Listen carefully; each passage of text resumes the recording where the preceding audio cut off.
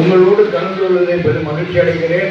எனது அன்புக்கும் நெருக்கத்திற்கும் நேசத்திற்குரிய போற்றுதலுக்குரிய கொடுக்கிறோம் ராஜேந்திரன் அவர்களுக்கு என்னுடைய வாழ்த்துறை பாராட்டை தெரிவித்து இங்கே வருகிற அத்தனை தாய்மார்கள் சகோதரர்கள் அனைவருக்கும் என்னுடைய அன்பு, என்னுடைய வணக்கம். ஒரு மாற்றம் இருந்துதான் வர வேண்டும். இந்த மண்ணை ஆளுகிறவர்கள் யார் என்ற சொல்லை சொல்லுகிறது இந்த உலகங்கோடு என்று இருக்க வேண்டும். எனவேதான் நான் நேசிக்கிறேன், நான் சுவாசிக்கிறேன்.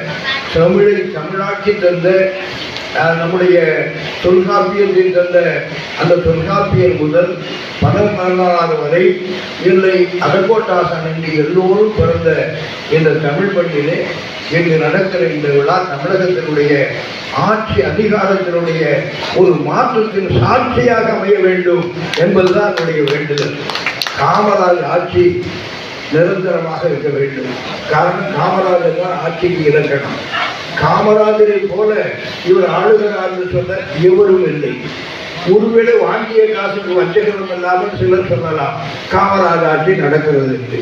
அது வாங்கிய காசுக்கு சொல்லுகிற வார்த்தையை ஒழிய காமராஜர் ஆட்சி என்பது காமராஜர் பாணியிலே அவரை போல வாழ்ந்து அவரை போல பட்டவர்த்தமான ஆளுகிற ஒரு ஆட்சி அமைய வேண்டும். இந்த நாடு ஒரு நல்லவரை தேடுகிறது. இந்த நாடு ஒரு வல்லவரை தேடுகிறது. தமிழ்நாடு ஒரு எழுச்சி தமிழரை தேடுகிறதானால் இது வார்த்தை அல்ல, இது நான் சொல்லுகிற வசனம். எனவே நான் தமிழகத்திலே தமிழ்பூர் நல்லுலகிலே தமிழுக்காக முதலாக உயிர் தியாகம் செய்து ரத்தம் சிந்தி மலையாள மண்ணிலிருந்து தமிழகத்தோடு 1500 சதுர கிலோமீட்டர் நிலப்பரப்பை இந்த தமிழ் நேசத்திற்காக தந்த அந்த நேசமணி அவர்கள் அவரோடு சேர்ந்து இன்று உழைத்த அத்தனை தமிழ் குணங்களையும் நினைவு கொண்டு இந்த தமிழகம் நன்றாக இருக்க வேண்டாமா என்பதற்காக ஒரு நல்ல எதிர்காலம் உருவாக்குவதற்காக இங்கே பேசுகிற பொழுது எல்லோரும் சொன்னார்கள் இந்த ஆட்சிகளே பங்கு இருக்கிறது. இல்லை, இந்த ஆட்சியை நிலைநிறுவதற்கு காரணமாக திருமாவளவன் அவர்கள் இருக்கிறார் என்றால் நான் மிகப்பட சொல்வதல்ல. இன்று ஒரு தமிழகத்திலே ஒரு ஆட்சி நடக்கிறதானால் அந்த ஆட்சிக்கு அரணாக, அந்த ஆட்சிக்கு மூன்றுகோலாக, அந்த ஆட்சிக்கு ஆணியராக இருப்பது திருமாவளவன் என்பது எல்லோருக்கும் தெரியும். அவர் இல்லையானால் இந்த ஆட்சியை நினைத்திருக்கார். எனவே இதை எல்லோரும் நினைக்க, நாமும் நினைக்க வேண்டும், நாடும் நினைக்க வேண்டும், ஆளுகிறவர்களும் நினைக்க வேண்டும். நாம் ஆளுகிறோமே இந்த ஆட்சிக்கு அச்சாரம் கூட்டி தந்தது யார்? யாருடைய தமிழ் உணர்வு நம்ம இந்த மேடையிலே அமைச்சிருக்கிறது என்பதை எல்லோரும் நினைக்க வேண்டும். மத்தியிலே கூட்டாட்சி, மத்தியிலே ஆட்சியிலே பங்கு எல்லோருக்கும் உண்டு. உங்களுக்கே தெரியும், கடந்த காலத்திலே ஒரு இந்திய வைத்துக் கொண்டு மத்திய அமைச்சரான கட்சிகள் உண்டு. ஏன்னா மத்தியில் எளிதாக ஆட்சியை பிடித்து விடலாம். ஆனால் தமிழகத்திலே அது நிலை இல்லை என்று இருக்கக்கூடாது. என் எதிர்காலத்திலே மத்தியிலும் கூட்டாட்சி, மாநிலத்திலும் கூட்டாட்சி, அதுதான் நல்லாட்சி என்பதுதான். ஏன் திருமாவளவன் அவர்கள் துணை முதல்வராக இருந்தால் இந்த நாடு தாங்காதா என்று யோசித்து பாருங்கள். தகுதி இல்லையா? இல்லை, ஆட்சியிலே இருக்கிறவர்கள் இதை நினைத்து பார்க்க வேண்டாமா? நாங்கள் தமிழென்று எங்கள் உயிரை விடுகிறோமே, இந்த தமிழை ஆளுகிற அந்த தகுதி உள்ளவருக்கெல்லாம் பகுதி கொடுக்க வேண்டாமா, பங்கு கொடுக்க வேண்டாமா? இது என்னுடைய கேள்வி அல்ல, தமிழகத்தில் உள்ள ஒவ்வொருவருடைய கேள்வி. இந்த கேள்விக்கு விட என்றுதான் ஆரம்பிக்கிறது. எனவே இந்த நாட்டிலே எவ்வளவோ காரியங்கள் நீங்கள் உள்ள புரிந்து பாருங்க. கமலிகா காமராஜ் அவர்கள் என்று புறக்கணிக்கப்படுகிறார்கள். காமராஜர் புறக்கணிக்கப்படுவது உங்களுக்கு தெரியும். ஏமாற்றப்படுகிறார்கள். காமராஜருடைய பேரை சொல்லி வஞ்சிக்கப்படுகிறோம். விருதுநகரிலே காமராஜை வீழ்த்தினார்கள், நமக்கு தெரியும். ஒருவேளை கமலிகா அவர்களுடைய குடும்பத்தார் அதற்கு பங்கு வகித்திருக்கலாம்.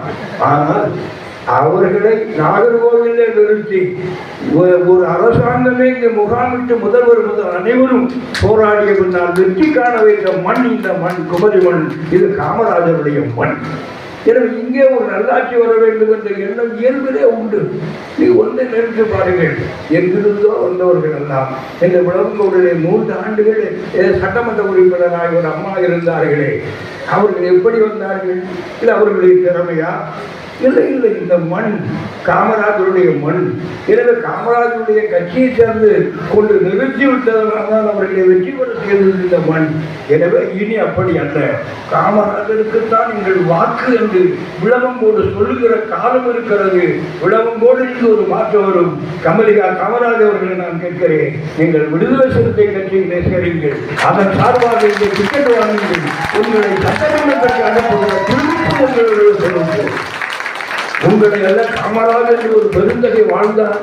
அவரை நேசிக்கிற, அவரை மனிதனாக அல்ல மாமனிதனாக மகத்துவமிக்கராக என் தெய்வமாக கூட மதிக்கிறவர்கள் அல்லவா குமரி மக்கள். நாங்கள் தயாராக இருக்கிறோம். மீண்டும் காமராஜ் ஆட்சி என்று சொல்லி யாரோ எங்களை நீ ஏமாற்றக்கூடாது, குமரி ஏமாறாது. இந்த குமரி மட்டுமா? குமரி நெல்லை என்ன? நெல்லையில் எம்பியாக இருக்கிறாரே ராபர்ட் புருஷ், அவரை கேளுங்கள். அவருடைய வெற்றிகளுடைய பங்கு என்ன என்பது தெரியும். எங்களுக்கு 700க்கும் மேற்பட்ட கிளைகள் இருக்கிறது நெல்லையிலே. அத்தனை கிளையிலும் ஜாதி வேற்றுமையின்றி அவருக்கு வேலை செய்தோம். காரணம், தமிழகத்திலே ஒரு நல்லாட்சிக்கு நாம் துணை நிற்கிறோம் என்று. ஆனால் அது வல்லாட்சியாக இருந்துவிடக்கூடாது, எங்களுக்கும் பங்கு வேண்டும். பங்கு என்பது எங்களுக்கு எப்படி வேண்டும் என்றால், எங்களை வாழ வைக்கிற, எங்களை நம்புகிற, எங்களை மேன்மைப்படுத்துகிற, தமிழை ஆட வைக்கிற, தமிழால் வாழ்ந்து கொண்டிருக்கிற, வீட்டுக்கு ஒரு மொழி நாட்டுக்கு ஒரு மொழி பேசாத தமிழ் தலைவன் நம்முடைய பொதுத்தனுடைய சொல் தமிழா திருமாவளவனார் அவர்களுடைய பங்கேற்பு ஆட்சியிலே இருக்கிறது. இன்னைக்கு அவருடைய பங்கு இல்லாமல் ஆட்சி இல்லை. இனி பங்கேற்பதற்கான பங்கம் இல்லாத ஆட்சி தமிழகத்தில் அமையும்.